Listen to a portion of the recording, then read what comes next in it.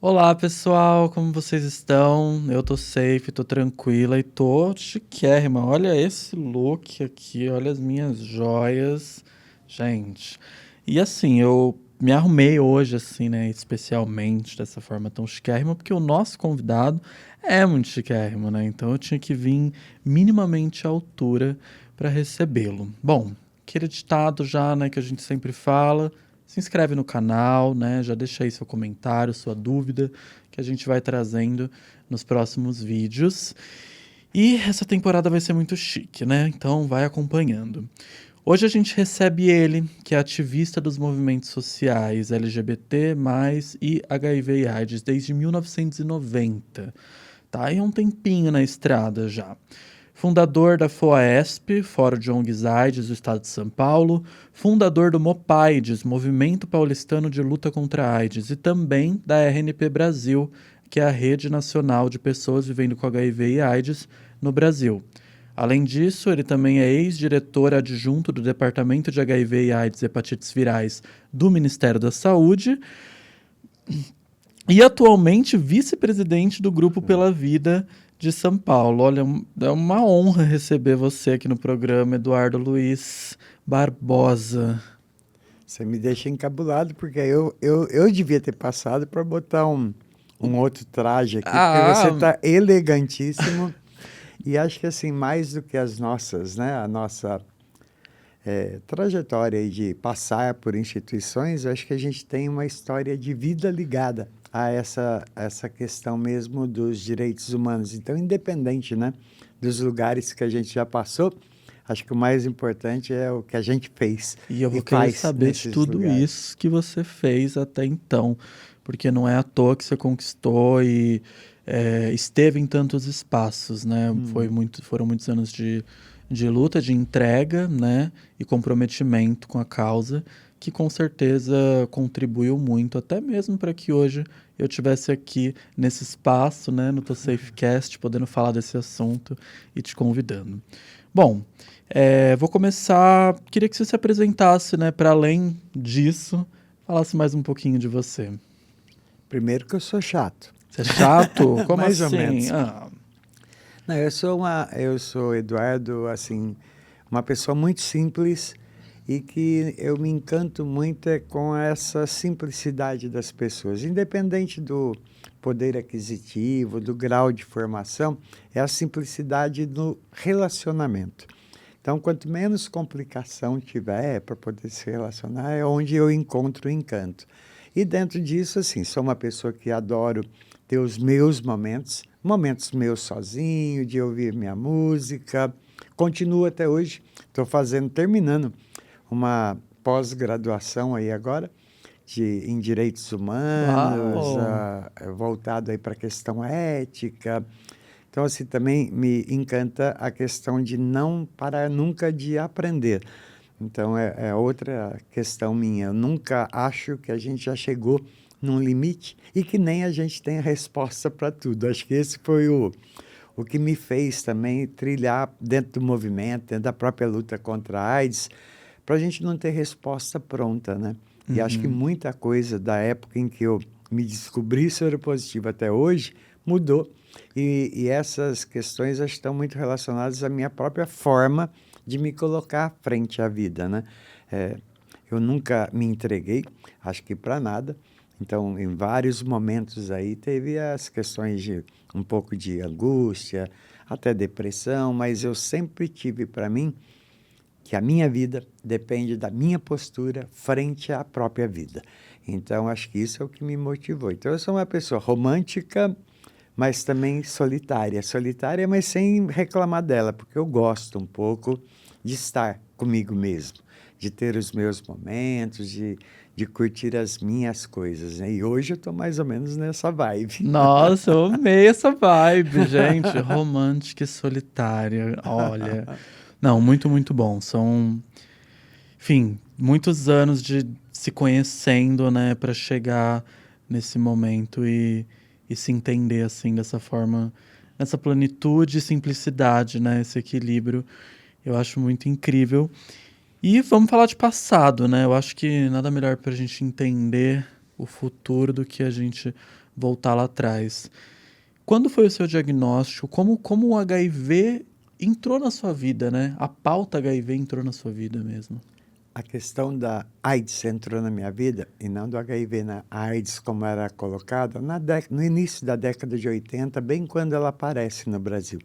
Na época eu dava aula na região da Zona Leste, lá em Itaquera, né, aqui em São Paulo, parada 15 de novembro. Olha. E é uma escola que eu permaneci por mais de algumas escolas ali, mas uma delas mais de 17 anos. E quando a AIDS aparece no cenário internacional, e ainda nem com esse nome, a questão da peste gay, de toda aquela história, eu já comecei a ter alguns sinais, né, de amigos que moravam próximos a mim e que começaram a adoecer, mas sem dizer o que eram, mudar características físicas por conta de remédios que tomavam, sem a gente entender muito.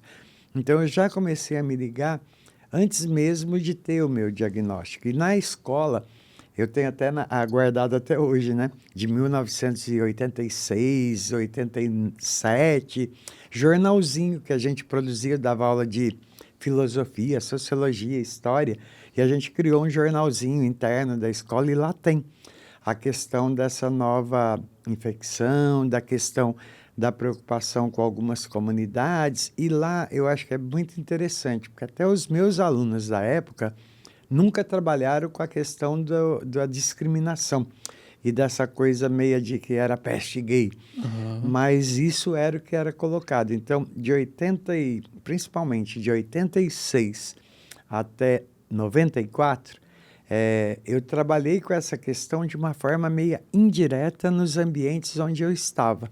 Na escola, na comunidade de bairro, tudo ali na região da Zona Leste. Em 94 é o ano do meu diagnóstico, mas que eu acredito também que tenha vindo um pouco antes. Várias vezes me perguntaram, né? Como que você pegou? De onde que veio isso? Não sei. Realmente não sei, porque na época, era uma época ainda que os bancos de sangue não tinha esse controle que a gente tem hoje, e eu passei por situações de transfusão, de acidente na época, mas também eu tinha uma vida sexual que não se usava o preservativo. E eu tinha várias relações. Então, pode ser uma coisa, pode ser outra. E eu não sei de onde veio. E também isso não foi uma coisa que me preocupou nunca, de querer saber qual a origem do meu HIV.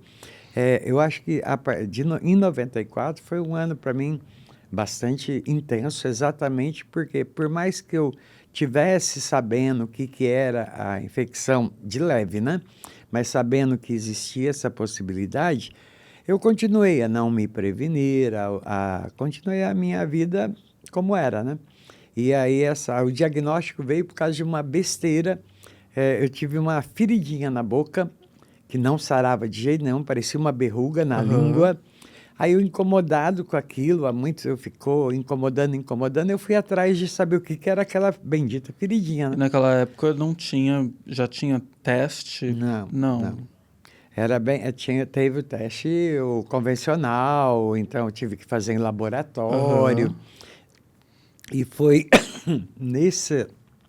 num pedido de um médico que eu pedi para ele, inclui aí o HIV. E ele incluiu. E aí, dentro disso é que veio o resultado, né? E ainda porque você pediu, né? Porque não era uma coisa comum. Não era uma coisa comum de se pedir. E também eu não lembro de ter sentido nenhuma outra mudança que pudesse me chamar a atenção para isso. Quer pegar uma aguinha? Eu vou pegar. Pega aí. Fica à vontade. Então, assim, eu acho que para mim, na época, era muito pouco solicitado o exame, e só se você tivesse mesmo um agravamento ou algum outro médico que tivesse muito próximo à questão. Quando eu recebi o diagnóstico, semelhante, eu digo que até hoje ainda é igual, não muda muito não.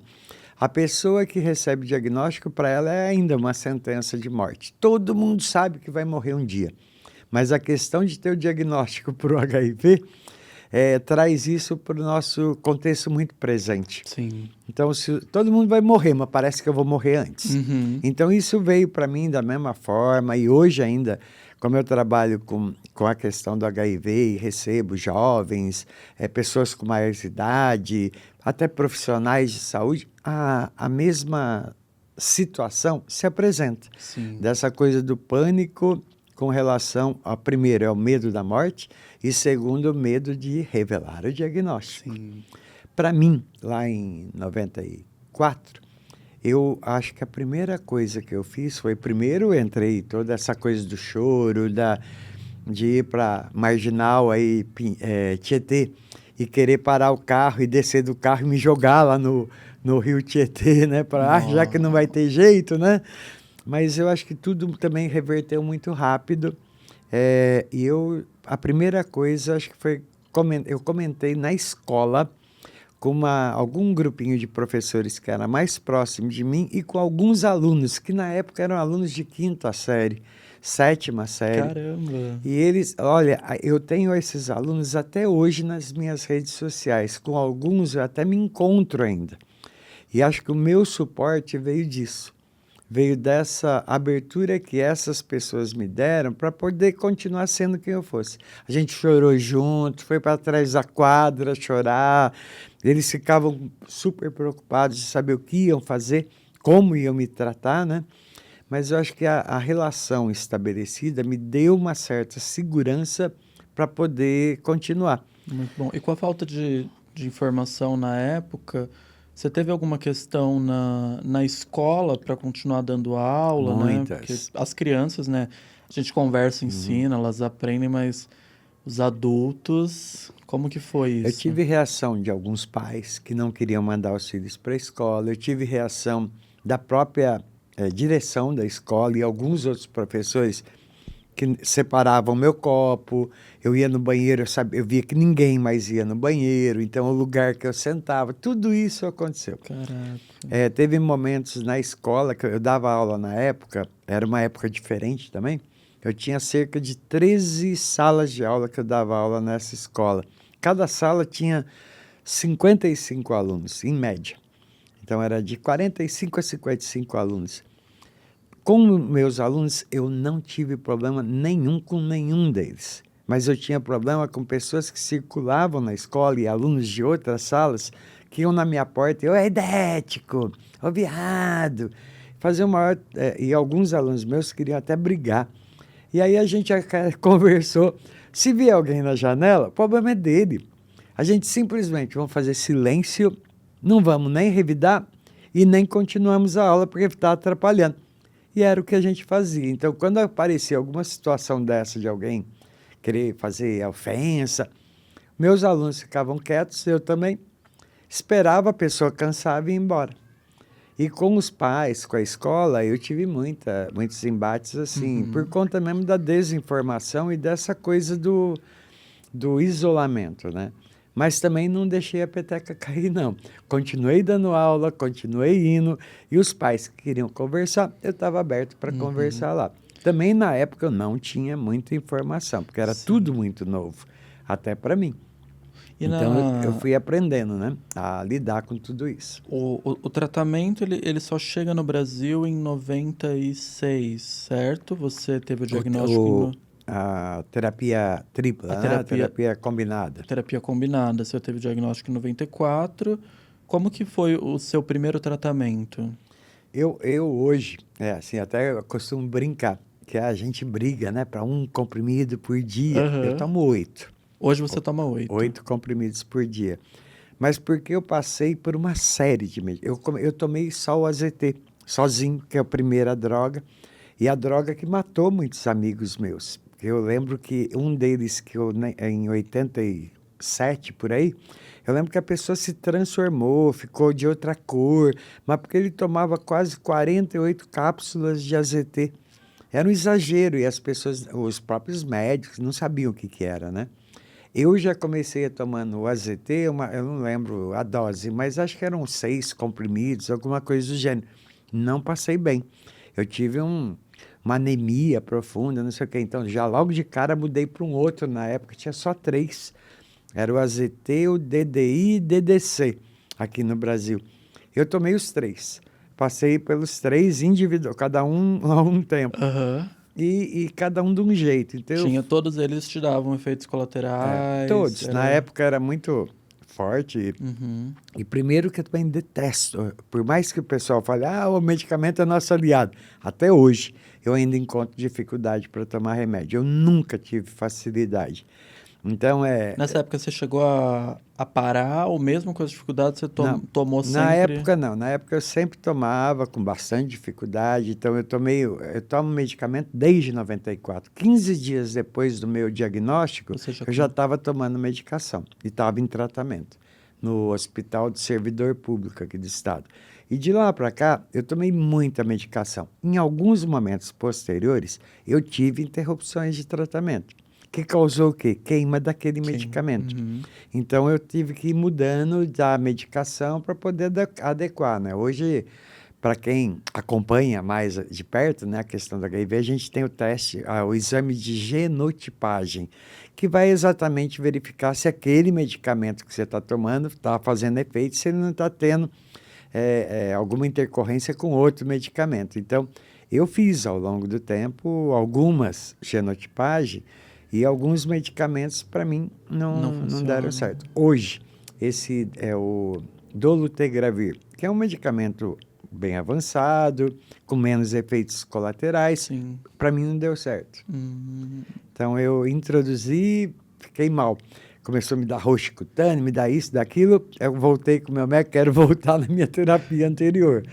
Então, eu acho que a questão do medicamento é muito individual. Sim. E a única coisa assim, que eu costumo dizer para quem tem HIV é tomar muito cuidado para não queimar etapa. Sim. Eu queimei muitas etapas, então vai ter medicamento hoje que eu não posso voltar a tomar. Já não me faz efeito, né? Por isso a dose maior. Sim, e a medicação, né, para quem não sabe, a gente tem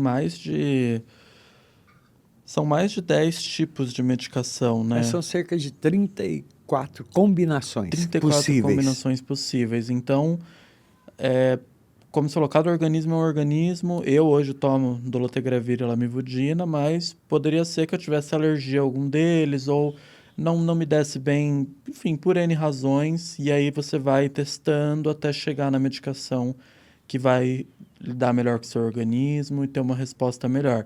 Existem casos de pessoas, isso de queimar o tratamento, né, que você falou, para a gente explicar melhor, quando você interrompe o seu tratamento por conta, e depois volta, e depois interrompe, e o seu corpo cria uma resistência contra aquela medicação.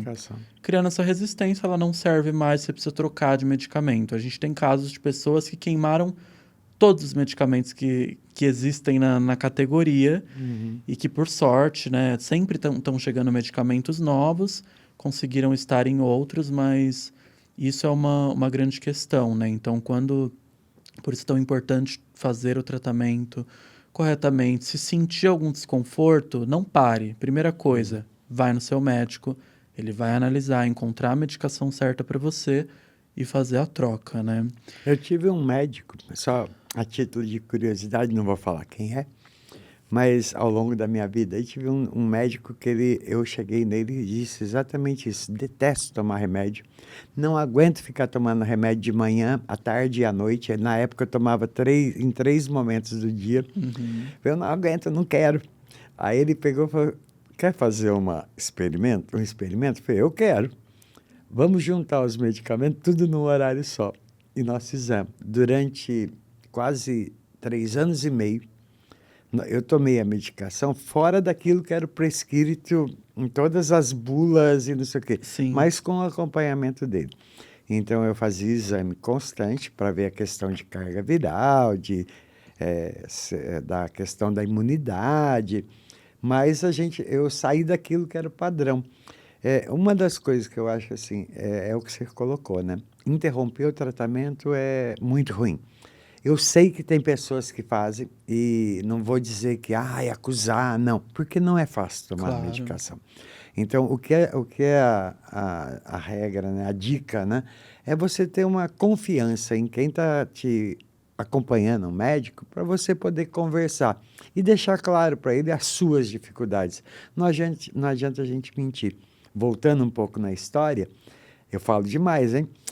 Tá ótimo. Eu falei que eu queria Não, saber de tudo, eu quero acho que saber de tudo mesmo. ao longo da minha trajetória, né, o primeiro grupo que eu participei, também cerca de 20 dias depois do meu diagnóstico, eu saí circulando em São Paulo para ver, eu preciso ver outras pessoas com HIV.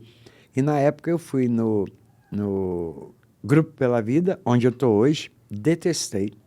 Entrei, olhei e vi aquelas pessoas, falei, não quero ficar aqui. Fui no GAPA São Paulo, não é minha cara, não quero ficar aqui. E fui no GIV. Na época, o GIV foi a instituição que eu me senti bem. E lá eu fiquei de 94 até 2004, quando eu fui para Brasília. Mas, assim, Uau. eu acho que cada um precisa encontrar o seu suporte. E dentro desse suporte é poder também ver qual é a sua identificação. Não adianta forçar a barra, não adianta nada disso. E eu entrei nesse assunto por conta do quê? Lá no GIV, uma pessoa, a gente via que ela estava ficando mal e a época inicial, antes até de 96, morria-se muito rápido. Eu entrei no GIV como voluntário. Em menos de, acho que 2 meses, eu estava na diretoria do grupo. Em menos de um ano, eu estava quase como presidente já da instituição. Por quê? A diretoria era composta de 10 pessoas soropositivas, mas era muita gente que morria, adoecia, e existia aquela mudança muito frequente, né? Nossa. E uma das pessoas, quando ela morreu, ela dizia que tomava tudo bonitinho, conversava com o médico. Quando a gente foi na casa dela, depois do óbito dela, a gente encontrou no banheirinho do fundo toda a medicação. Ela pegava a medicação, levava para casa, dizia que estava tomando e E não não estava tomava. tomando. Então, esse foi, eu acho que a medicação, todos os avanços da ciência acabaram ajudando muito. Eu acho que eu estou vivo hoje exatamente por isso. Chegou a ter falta de medicação nessa época? Teve bastante. No início, por exemplo, alguns contam essa história, né? Teve comissários de bordo que traziam medicamento contrabandeado, escondidinho, e passavam para a gente.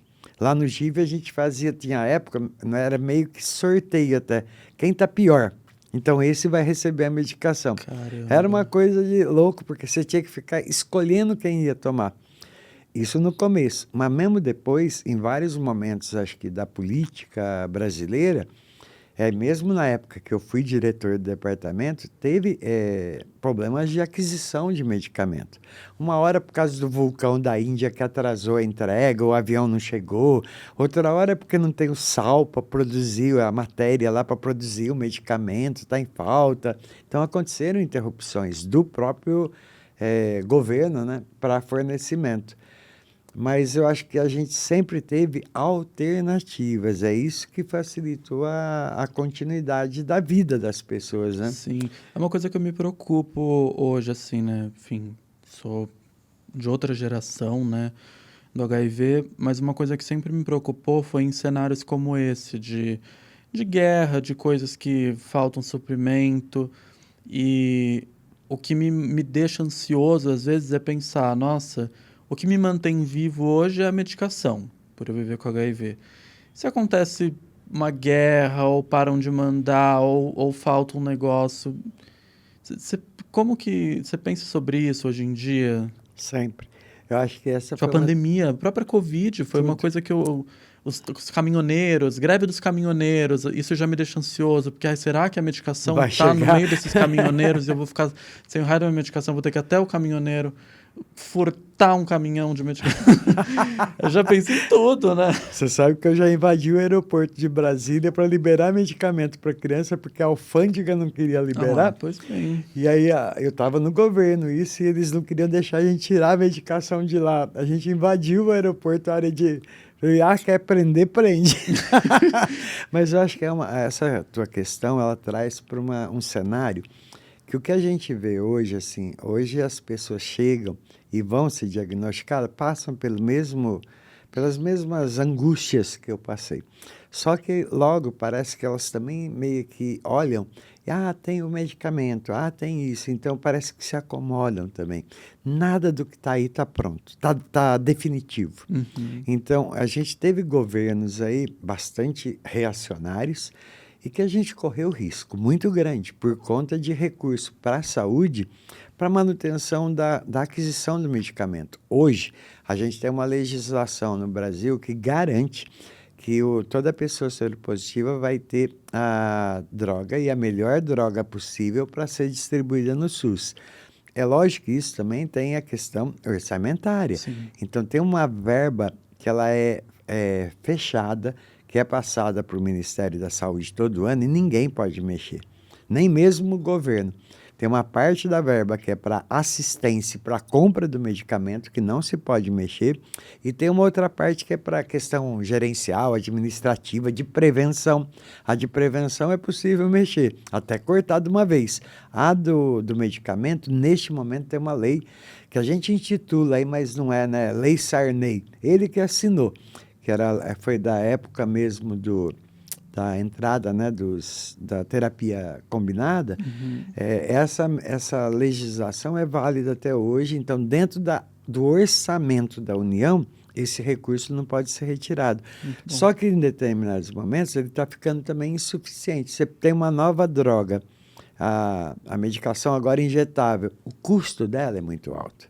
Sim. Então, se a gente não mantiver um cuidado para poder manter a nossa atenção, tudo bem, da nossa vida, tal, não quero estar envolvido em política direto, não quero estar em ONG fazendo manifestação, mas tem que ter um cuidado e até um apoio a algumas ações das organizações não governamentais, de Ministério Público, para poder garantir que novas drogas venham, que outras alternativas de tratamento possam aparecer e que não tenha nenhum político maluco que possa retirar aquilo que são os nossos direitos. Então, essa é uma coisa que a gente tem que estar sempre atento.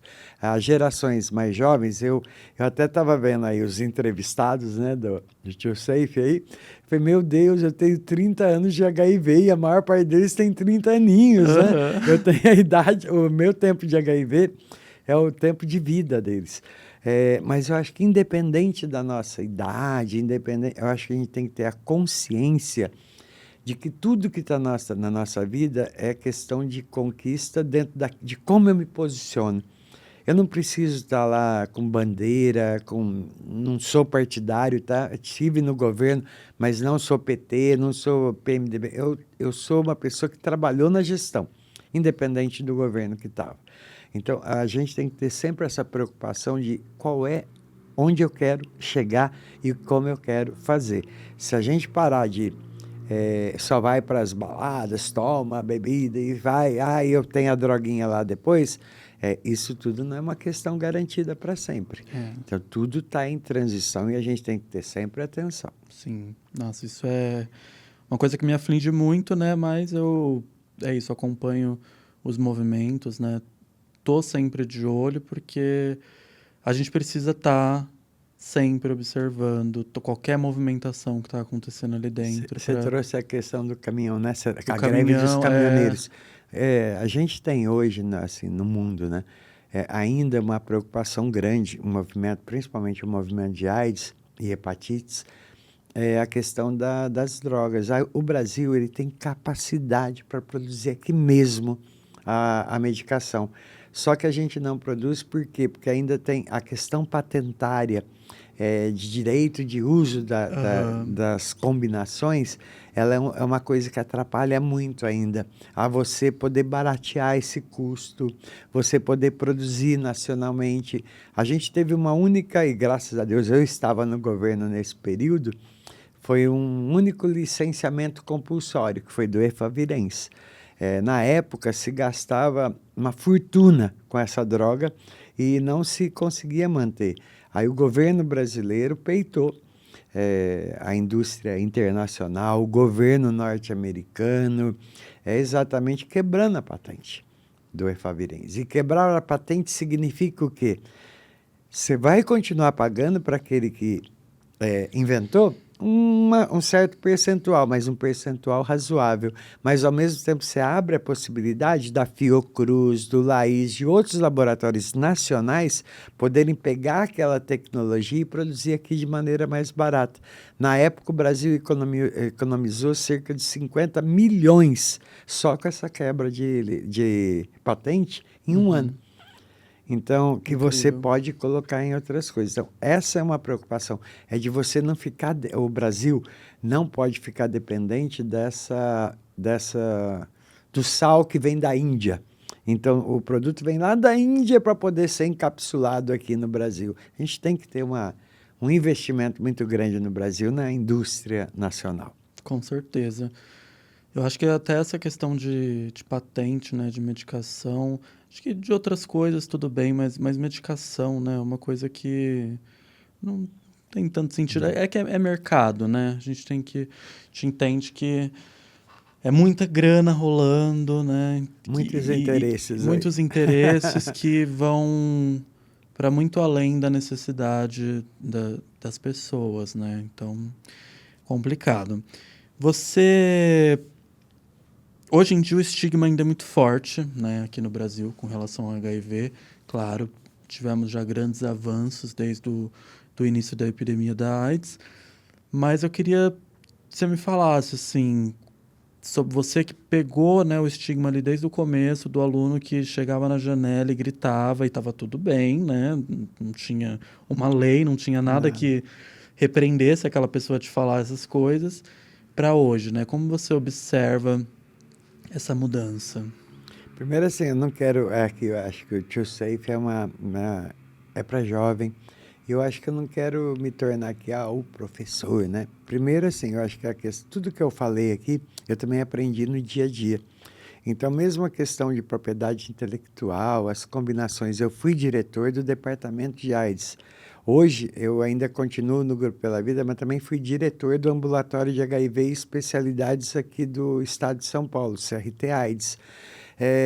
O meu conhecimento, eu não sou médico, eu sou um filósofo, eu sou formado em filosofia e que me aventurei a conhecer tudo isso. Então, cada um dos jovens, né, que nos acompanham hoje, precisam ter essa noção de que, para além daquilo que é a nossa formação, a gente tem que estar pensando sempre que tudo interfere na nossa vida. Então, mesmo para ir numa balada, a questão da segurança naquela balada ou não, também tem a ver com a política, também tem a ver com a segurança pública, tem a ver com uma série de questões e que a gente tem que estar atento a isso. A questão da discriminação e preconceito sempre acompanharam a questão do HIV e AIDS, como acompanham em outras questões. Mas dentro da questão do HIV e AIDS, foi uma forma da sociedade se proteger. Eu não comentei aqui, assim, mas acho que a minha mãe faleceu há quase 4 anos, com 98 anos, e ela aceitava mais a questão do meu HIV, e eu demorei para falar para ela. Eu falei para meus irmãos, reuni meus sobrinhos, vem cá, o tio tem isso, vai. Mas com a minha mãe eu demorei mais. E ela aceitou melhor a questão do HIV do que aceitou a minha sexualidade. Eu sou gay. E sempre assim, ao longo da minha trajetória na escola, eu levei uma vida meia dupla. Hoje eu acho que eu sou meio tranquilo, Uhum. exatamente, e aquelas questões que eu coloquei no início, exatamente porque eu comecei a olhar para mim. E independente do que você vá pensar ou deixar de pensar, se eu sou bonito ou feio, gordo ou magro, passivo ou ativo, eu sou eu. Eu sou eu.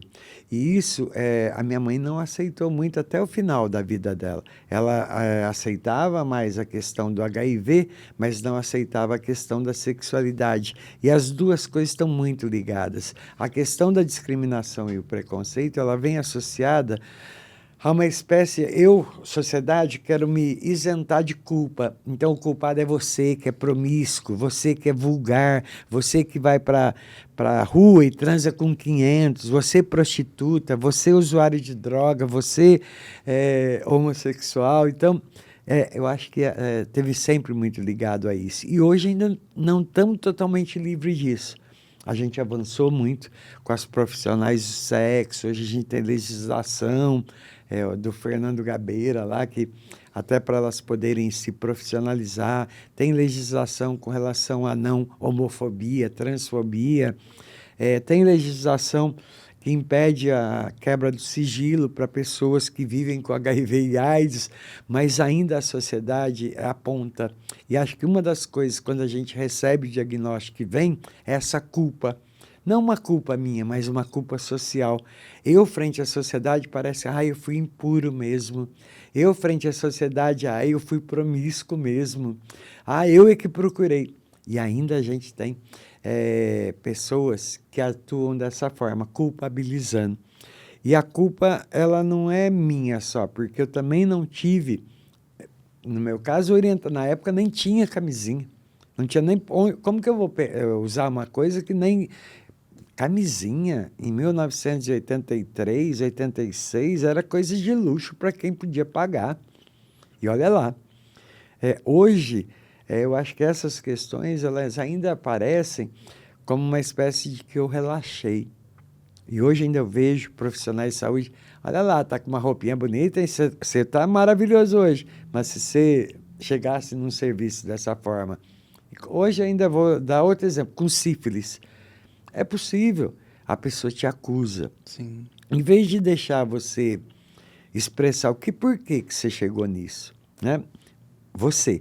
Não, a pessoa já vem querendo dar a resposta, você que é o que foi o errado. Procurou. Você que procurou, você sabe que não podia. Então, essa questão da culpabilização é que leva à discriminação e preconceito. E, para mim, isso está muito associado a tirar da minha costa a qualquer tipo de responsabilidade e jogar para você. Totalmente. E ainda a discriminação e preconceito, eu acho que é ainda o que mais mata as pessoas no Brasil por conta do HIV. É o isolamento, é a depressão, é chegar no serviço e não conseguir conversar, é chegar no serviço e, na hora do atendimento, fugir porque de medo de ver alguém que eu conheço no serviço. Sim. Quantas vezes eu vi isso? Da pessoa, meu Deus, seu cara da minha rua! E a pessoa sair... E tem gente que não chega nem a iniciar o tratamento por conta disso, Demora. né? Inúmeros casos de pessoas que como que eu vou buscar o remédio ali, sendo que Onde eu no meu moro. bairro, Aham. sendo que é não sei aonde, fulano pode me ver, e aí a Isso pessoa acontece muito ainda. morre. As pessoas É. realmente morrem porque elas não se tratam por conta dessas coisas, É o né? diagnóstico tardio, né? Por conta do quê? É por conta de tudo isso, De né? O tudo medo. isso, do medo. E uma coisa assim que eu queria até deixar aqui, às vezes o próprio serviço acusa a pessoa que vive com HIV de abandono do tratamento. Não é a pessoa que abandona o tratamento, é o serviço, o poder público que não sabe trabalhar com aquela pessoa para que ela possa ter adesão. De eu chegar no lugar e me sentir bem para poder conversar. Quem quer entrar numa casa que você é mal recebido? Ninguém. Ninguém, exatamente. E para além, né, dessa recepção, tem toda uma questão de alimentação, de várias coisas, né? Antes da gente pensar em se a pessoa vai tomar o medicamento todo dia, se a pessoa tem o que comer todo dia para tomar junto com a medicação, quais são... Ela tem onde guardar essa medicação, se a gente for pensar nas pessoas em situação de rua, que às vezes não tem nem onde armazenar, sabe? E perde o medicamento, chove, roubam... E aí tem todo o estigma para essa pessoa chegar no sistema de saúde e falar, eu quero pegar de novo. E aí o julgamento, né? Perdeu de novo, não cuidou. Enfim, cada ser humano, cada caso tem que ser olhado com muito cuidado e analisado. E a gente não pode generalizar e tratar essas pessoas que precisam de acolhimento, né? A gente não é só no momento do diagnóstico que a gente precisa do acolhimento. Acho que enquanto a gente vive com HIV, a todo momento a gente precisa desse acompanhamento e esse acolhimento, né? Até hoje, eu acredito que é importante ainda o acolhimento. Com certeza, até para mim. Às vezes eu até reclamo, às vezes, né? Porque como diretor do departamento, diretor do ambulatório não sei o quê, presidente do Caramba 4, às vezes a pessoa acha que você é tão forte, né? E você não precisa também daquele acolhimento e também de uma escuta diferenciada. Todo mundo precisa, porque vai ter momentos em que a gente vai ter menor ou maior vulnerabilidade frente às questões. Você citou uma série de questões aqui que me dá comichão, porque dá vontade mesmo da gente comentar. A questão de população de rua. Eu conheci casos de pessoas vivendo com HIV que guardavam a sua medicação dentro de bueiro na rua. Se chovesse, ia embora. Pertinho. E às vezes o RAPA, da Prefeitura de São Paulo, a mesma logo, né, que dá a medicação é aquela que toma. É aquela que passa na rua e pega, recolhe tudo e joga tudo no mesmo saco, joga no lixo, e a pessoa depois não consegue ir lá pegar uma nova medicação. Tem muitas questões no entorno de tudo isso e muito tem a ver com a forma como a gente se relaciona com a própria sociedade. Eu queria até mencionar aqui, assim, eu tive que aprender muito. Eu não sabia o que era travesti. Eu tinha medo de travesti. Quando eu cheguei aqui em São Paulo, a primeira pessoa trans que eu conheci foi lá no GIV. Lá tem o GVT, que é Grupo de Vivência Terapêutica. Até hoje acho que tem lá ainda. E eu sentado na sala e tinha uma pessoa travesti do lado. Eu falava, meu Deus, ela vai tirar uma gilete, vai me cortar. Eu na sala, naquela época, em 1996, 94, eu tinha medo. E eu, ao longo do tempo, eu fui aprendendo a entender aquela pessoa. Eu, escutando a história dela, eu fui começando a entender o que é ser uma pessoa trans. Hoje, a gente tem um LGBTQIPA+, e sei lá, e deve ter mais. Eu tenho que aprender muita coisa, porque a gente ainda não... principalmente quem é de gerações mais velhas, né? Você tem uma certa dificuldade ainda com entender toda essa diversidade das identidades e da importância de cada uma poder estar representada. Para o universo do HIV, isso tem muita, muita importância, porque chegar um homem trans num ambulatório de HIV, qual a forma que ele vai ser tratado, né? Como que ele vai ser atendido ali? Enquanto sexo biológico ou enquanto identidade de gênero dele? Sim. Então, tem algumas questões que elas vão interferir. E, às vezes, a própria comunidade de pessoas que vivem com HIV e AIDS e da própria comunidade LGBT, entre a gente acaba sendo acusatório, preconceituoso e por aí vai. Sim. Então, essas questões a gente tem que estar sempre muito atento. O que eu não quero para o outro, eu não quero para mim também. Exatamente. Bom, hoje em dia a gente tem um movimento grande, né, de jovens aí ativistas e usando muito as redes sociais, né? Hoje a gente tem, né, esse apoio, então a gente consegue falar sobre prevenção nas redes sociais. Estamos aqui no Tô Safe, né, um programa totalmente criado por jovens menos 30, falando sobre isso. E é um movimento que, enfim, acontece naturalmente, né? As gerações vão passando. E eu vejo que as pessoas mais velhas do movimento geralmente estão nas ONGs, nas instituições.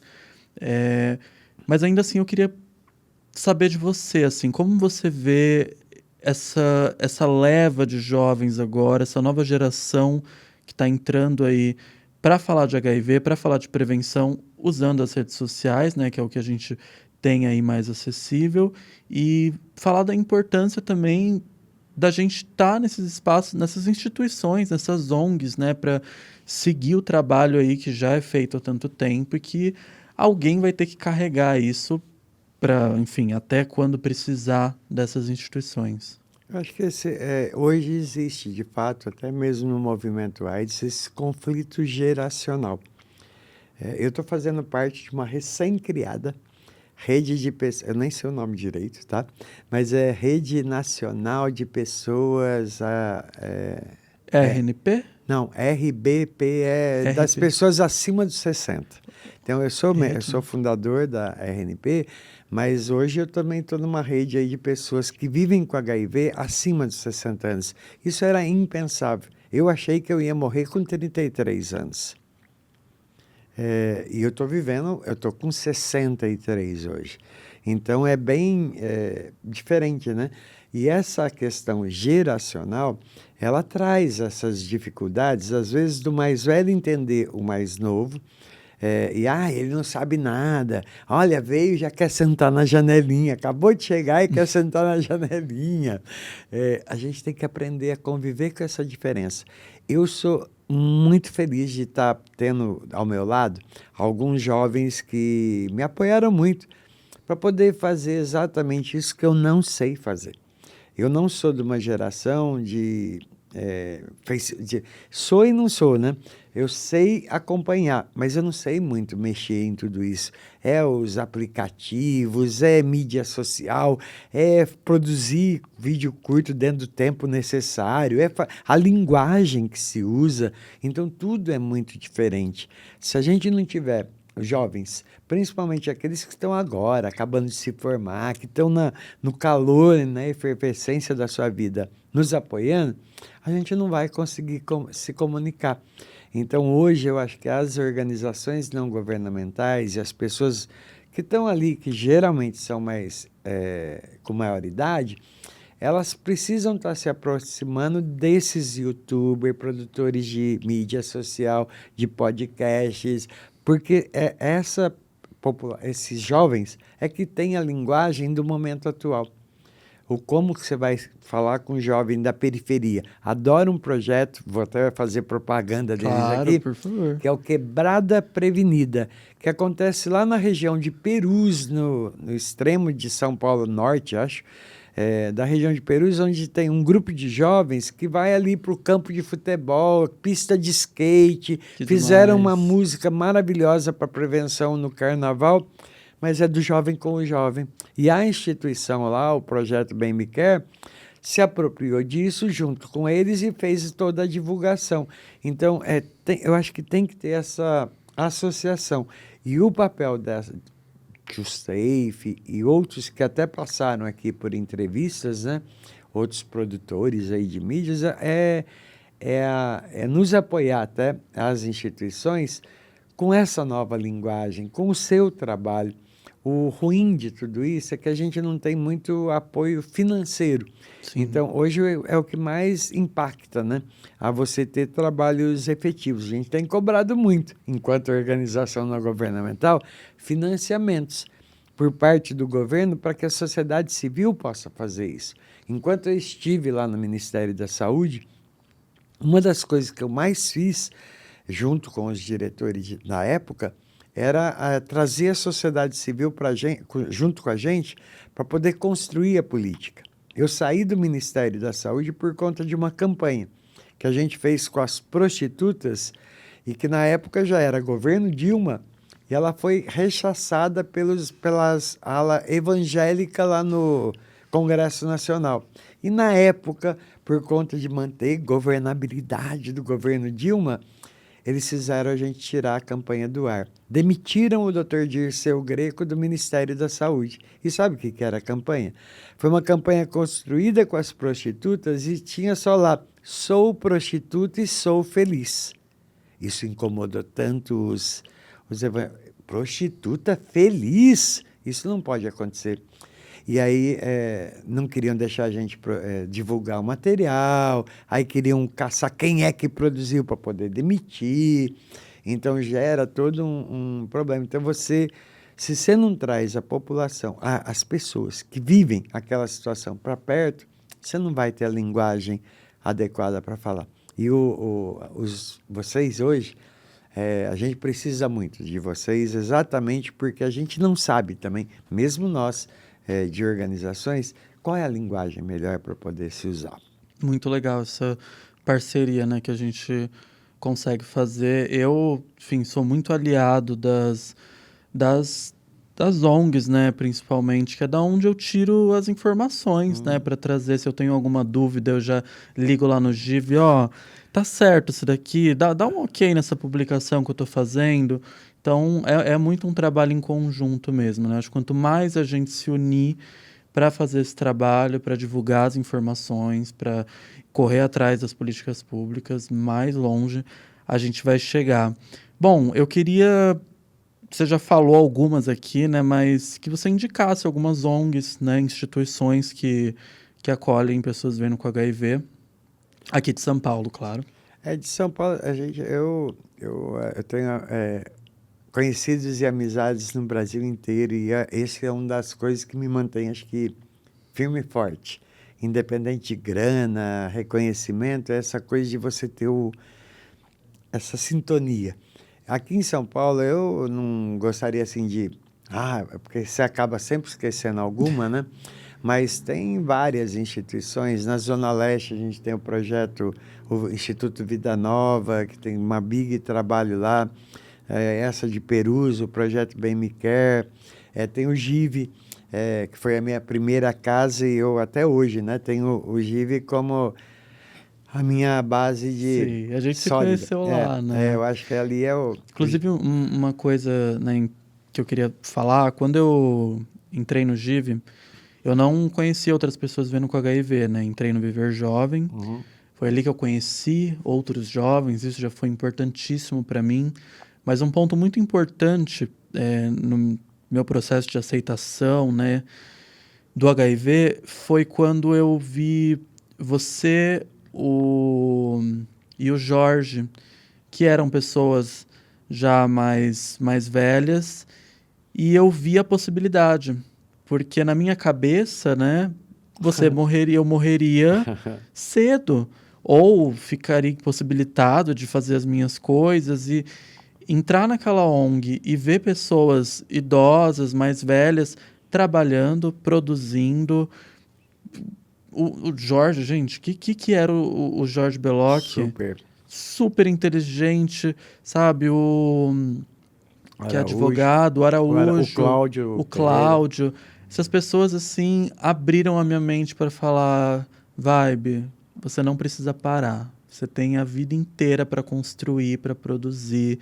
O HIV não vai te parar. Não parou essas pessoas que estão desde o início da pandemia, que passaram por medicações e por períodos de trevas, né?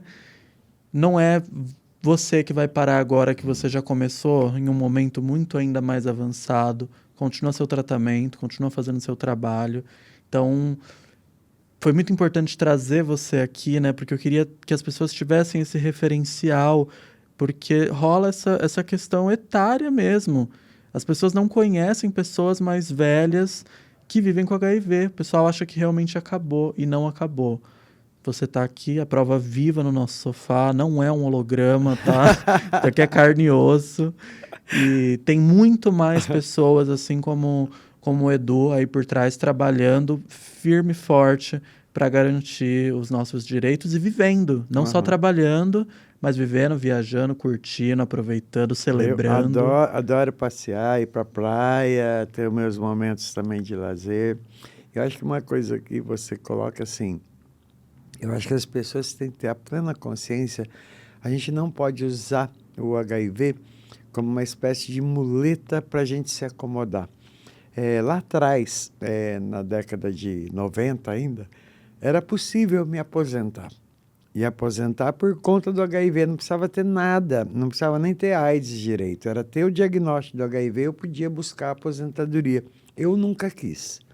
Alguns companheiros, até hoje, ainda são aposentados, mas eu nunca quis porque, para mim, eu ainda sou produtivo, eu consigo seguir.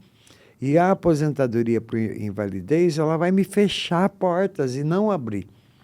Que eu continuei trabalhando, lecionando, continuei em outros projetos, fazendo outras coisas, hoje ainda faço. Então, eu acho que a gente não pode usar a questão da infecção pelo HIV, nem a AIDS, como algo que nos impeça de sonhar. Totalmente. É o que eu disse no começo, eu continuo estudando. Independente se eu vou usar esse título para alguma coisa ou não, é para mim. É para mim. Então, isso é uma coisa que a gente tem que sempre ter em mente. E é o que você colocou, a vida não termina com HIV. E a outra coisa muito importante, meu nome é Eduardo, meu nome não é AIDS. A questão do HIV, a questão da AIDS, é uma das questões dentro de todo um contexto da minha história de vida. É por isso que a gente até fez essa mudança hoje, né? De soro positivo para pessoa vivendo com HIV. A gente não é o soro, a gente não é a nossa sorologia. Antes do HIV, nós somos uma pessoa que vive com HIV. Já fez bate-bola? Já, só assim, mas eu sempre jogava fora do gol. Brincadeira. Não, é um bate-bola. Um bate-bola um pouquinho diferente que a gente vai fazer. Não vai Me precisar. deixavam lá no canto da quadra, de gandula. Só de gandula. Brincadeira. Mas vamos lá. Vou fazer umas perguntinhas rápidas, você pode responder aí em uma palavra, tá? Um filme ou série ou livro que fala sobre HIV? Acho que eu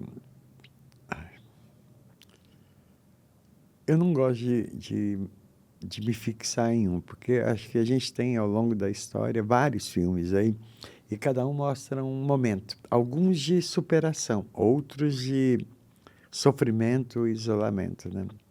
Filadélfia foi um dos filmes que mais marcou a minha vida. Um clássico. Mas é um clássico. Filadélfia. Um método de prevenção. Ainda a camisinha. Tá. Um sonho. Da cura, que deve estar próxima. Que assim seja. Uma realização pessoal, algo que você já conquistou. Acho que é a minha independência, a minha autonomia, isso é o principal. E hoje, a possibilidade de não me preocupar muito com as questões financeiras, né? Ao longo do tempo, eu consegui garantir uma estabilidade. Muito bom. Uma saudade. A minha mãe. Isso. O que é o HIV na sua vida hoje? Desafio. Ainda muito desafio. Desafio de conquistar novas tecnologias, desafio de chegar exatamente a essa cura tão sonhada, né? A gente tem hoje uma cura funcional para o HIV, por conta da terapia. Você não vai morrer de AIDS se você estiver tomando a medicação. Mas eu sonho exatamente que a gente possa desenvolver alguma tecnologia que evite novas infecções e que assim a gente consiga controlar melhor todo esse cenário, né? Sim, seria incrível. Du, agora no final do programa, eu deixo essa câmera sua para você mandar uma mensagem diretamente para todas as pessoas que vivem com HIV e deixar uma breve mensagem aí para o pessoal. Eu falo demais, já disse para ele, mas assim, eu fiquei muito feliz com esse convite para estar aqui no Too Safe, exatamente porque são formas da gente poder se comunicar com outras pessoas. E a minha mensagem é exatamente uma que eu tentei passar aqui em toda a nossa conversa. Não existe idade, feio, bonito. Eu acho que a gente não pode viver numa sociedade que fique a todo momento apontando para o outro defeitos, coisas erradas.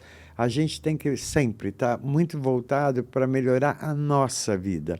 E a melhoria da nossa vida depende muito da relação que a gente estabelece com o outro. Para o enfrentamento do HIV não é diferente. A forma como você se relacionar com o outro é uma forma também que esse vírus, né, que está circulando no nosso organismo vai se relacionar com a gente. Eu vi muitas pessoas perderem a vida exatamente porque desistiram de viver. Desistiram de viver por N problemas, de discriminação, preconceito, falta de acesso, falta de comida, falta de transporte. A gente tem que tentar buscar superar tudo isso. Eu acho que todos nós somos capazes de poder reestruturar e rever as nossas próprias vidas. Ninguém é responsável pela nossa vida, senão nós mesmos. Então, acho que a minha cabeça, junto com os medicamentos, é o que me manteve vivo até hoje. Não entrar em jogo nenhum que não seja o seu. E o querer viver e viva a vida é sempre um grande lema. Edu, muito, muito obrigado. Foi uma honra te receber aqui no nosso programa. Tava muito animado com essa conversa, né? Eu acho que tinha muita coisa que eu queria saber, muitas coisas do passado, assim, que a gente precisa visitar, né? Hoje, nas nossas redes sociais, a gente fala muito do presente, do como é mais tranquilo viver com HIV hoje. Mas a gente nunca pode se esquecer do que veio antes, da luta que foi, porque se a gente esquece, a gente realmente para de dar valor e a gente perde o senso de importância de continuar lutando, porque como você mesmo falou, nada é garantido. Nada que a gente tem hoje, o nosso medicamento, isso a qualquer momento, a qualquer instabilidade, a gente pode ter isso em risco. Então, enfim, só tenho a agradecer por tudo isso. E parabéns pelo cenário aqui, que eu me senti no mundo das estrelas. Muito obrigado, Ana. Eu sou apaixonado. Fiz tudo com as minhas mãos e as mãos do meu papai. Fizemos aqui toda essa produção para receber vocês no nosso jardim, né? Muito bom. Obrigado. Gente, vou deixar todas as redes sociais do Edu aqui linkada, além das redes sociais dele, das instituições também, que foram citadas aqui durante o vídeo, instituições de acolhimento, de projetos. Lembrando que o Tô Safecast não tá só aqui no YouTube, a gente também tá nos players de áudio, para você só escutar a gente aí no seu dia a dia, esse episódio, como todos os outros da temporada. Não esqueça de seguir a gente nas redes sociais, nosso Instagram, nosso TikTok, @ToSafeBrasil. E é isso. Muito obrigado. Até o próximo programa. Grande beijo. Fiquem safe. Tchau, tchau.